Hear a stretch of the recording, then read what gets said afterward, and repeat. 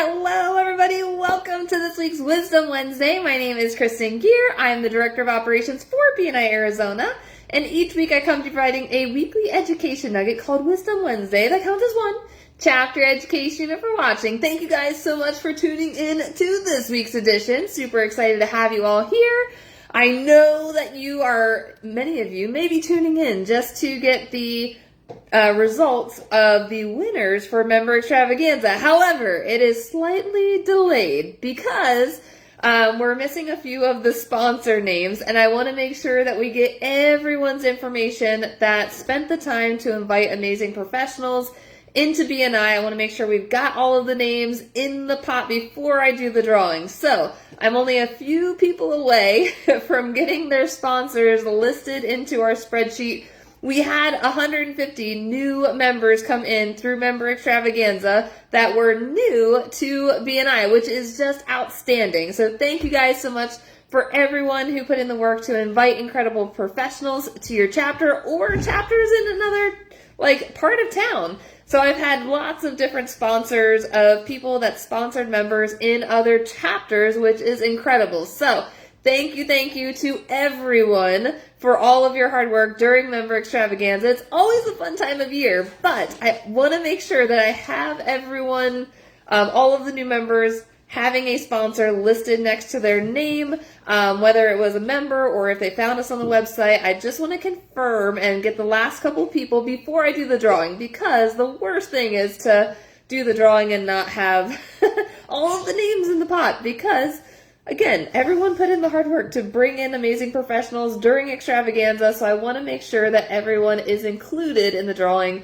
who qualifies. So stay tuned for the drawing. It may be later this afternoon that I randomly pop on here to do the drawing for the cash raffles and the grand prize. So this is why I want to make sure we have everyone's name, because that grand prize is huge this year, guys. So the lucky winner gets to join the BNI Arizona executive team at the international conference in Sydney, Australia. Like it's going to be crazy. So stay tuned. I'm not going to do the drawing right now, but you guys get a bonus video from me once I have all of the names, because again, I want to make sure that everyone is included. But speaking of new people, visitors, I want to make sure that everyone knows what resources are available in BNI Connect to view visitor information. I've been getting the question a lot of asking about how people can find past visitors that have visited the chapter, that they wanted to connect with them, or looking to see who's registered for an upcoming meeting. So there are 2 reports in BNI Connect, so it's not in the app. So the app will give you a snapshot of the upcoming visitors that are visiting the next meeting, but it will only have their name and company. It won't have all of their contact information. However, there is a report in BNI Connect where you can find that information. So if you're in your app and you notice that multiple visitors are registered to attend your next meeting, and you look at the list, you're like, oh, I really want to connect with this person before they come to the meeting. Well, great news is there is a report in BNI Connect online that can help you with that information. So if you log into BNI Connect online, not the app, you can actually go into chapter reports, and there are 2 different reports when it comes to visitors. The very first one is the visitor registration report. So the visitor registration report will give you all of the members that have registered for an upcoming meeting. Or it'll give you those that have registered that maybe didn't attend yet.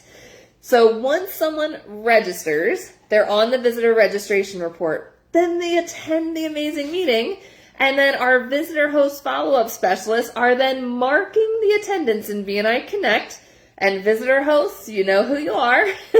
We need to make sure that we are marking the attendance in BNI Connect, because then once we have all that information, when we're marking the attendance, it will then send a follow-up email to those visitors, and then they transition from the visitor registration report to the chapter visitor report.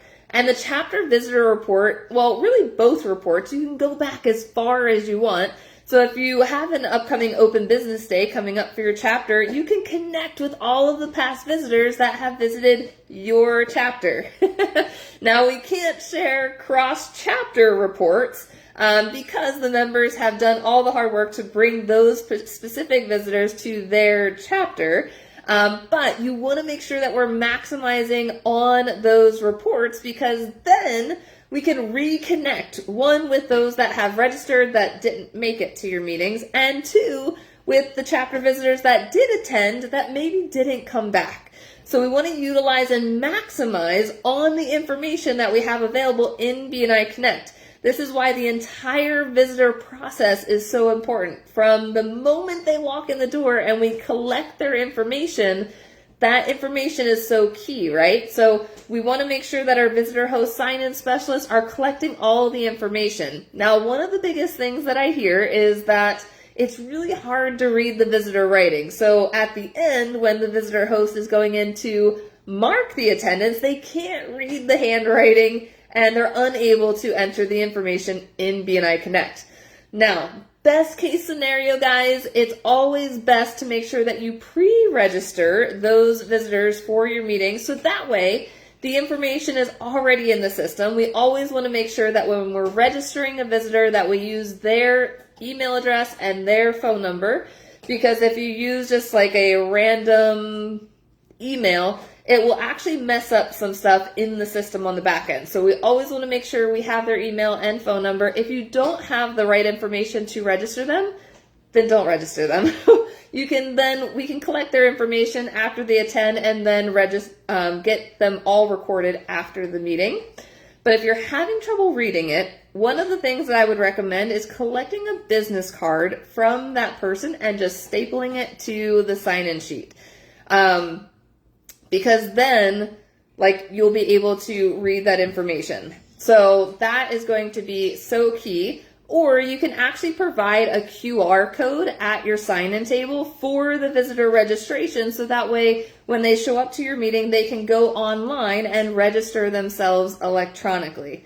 So I love, Niles, you put in there to some sort of digital sign-in, right? So the QR code works tremendously. It's just a two-step process with that sign-in process, because the system makes sure that visitors aren't a robot.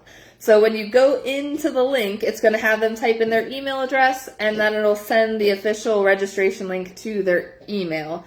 So it is a two-step thing, but it is very simple. It's a very simple process because the information needed for the registration is very little. All the required information that they need is their name, email, phone number, and what profession they represent. So it really is a fast process. It's just a two-step process. But I know that a lot of chapters are utilizing the QR code, so that way everything is processed electronically, and then you can grab all of the information and not have to try to read someone's handwriting. So there's lots of different ways. If your chapter does something even more specific, I know BNI Future has a laptop at the visitor sign-in, and then they go into BNI Connect and add people right into the BNI Connect system at sign-in. So that is also a possibility, because then everything's done right on the spot, and they're already marking attendance as they're adding people in. So lots of different options. It really just depends on what's going to work best for your chapter. But let's start maximizing on really viewing those reports, so that way we can connect with all of the amazing visitors that have come to the chapter. And if your chapter recently moved locations, that's even a better opportunity to reach out to the past visitors and let them know that you guys had moved locations. Any updates within the chapter, that's always a great opportunity to reach out to those visitors and give them an update of what's going on. We also want to make sure that you guys are getting credit for your cross-chapter sponsors. Now, right now, as we go through Member Extravaganza, I'm going through and making sure that all of the new members have who invited them or how they found out about BNI.